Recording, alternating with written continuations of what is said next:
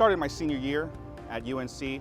I had been in Carolina for a while at this point. I was ready to graduate, and there was a demonstration taking place that particular fall.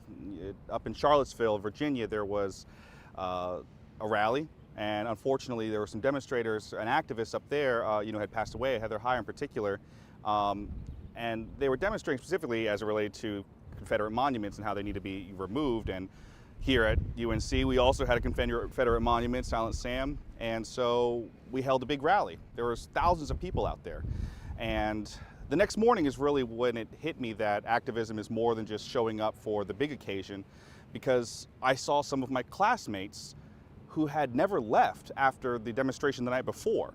They literally stayed out there all night, and when I asked them, "What are you guys still doing out here?"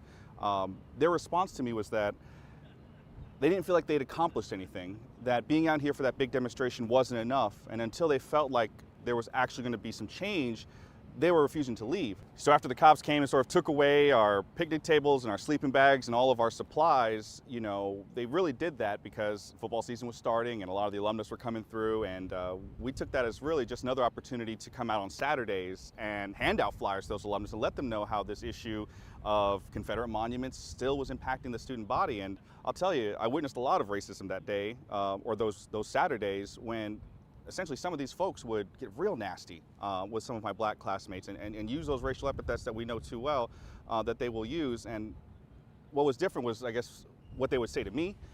It was much more physical. It was much more, how dare you, what they perceived as a weak, diminutive Asian American, person, think you're doing, talking about these issues and speaking out, because I think that's the unfortunate stereotype that is placed on Asian Americans in our community, is that we don't speak out.